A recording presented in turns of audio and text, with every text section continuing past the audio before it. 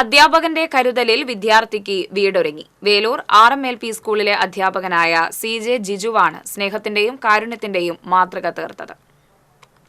വേലൂർ സ്കൂളിലെ 4ാം ക്ലാസ് വിദ്യാർത്ഥിയായ അഭിമന്യുവിന്റെ പാതി പണിത് ജീർണാവസ്ഥയിൽ കിടന്നിരുന്ന വീടാണ് അധ്യാപകനായ ജിജു പണി പൂർത്തീകരിച്ചു നൽകിയത്. ഇതിനായി ജിജു തന്റെ ശമ്പളത്തിൽ നിന്നും മിച്ചം പിടിച്ച് ചിലവഴിച്ചത് 3.5 ലക്ഷം രൂപയാണ്. കഴിഞ്ഞ 31 വർഷമായി ജിജു വേലൂർ RMLP സ്കൂളിലെ അധ്യാപകനാണ്. 2 വർഷം മുൻപ് സഹ അധ്യാപകരോടൊപ്പം വിദ്യാർത്ഥികളുടെ ഭവന സന്ദർശനം നടത്തുന്നതിനിടയിലാണ് വേലൂർ കുതിരപ്പുരയ്ക്ക് സമീപം താമസിക്കുന്ന മുല്ലയ്ക്കൽ അനിൽകുമാറിന്റെയും ശ്രീദേവിയുടെയും വീട്ടിലെത്തിയത്. ഇവരുടെ മകനാണ് അഭിമന്യു.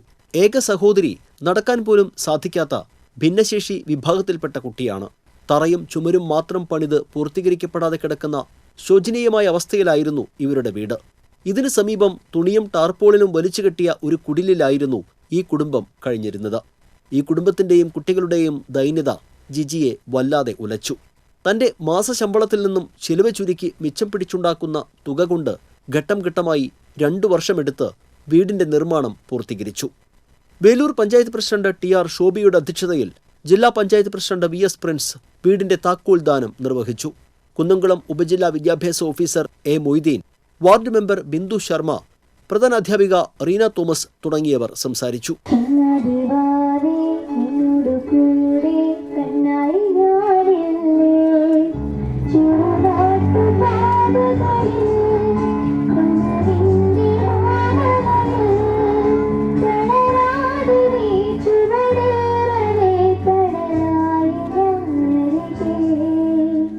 TCV എരുമപ്പെട്ടി.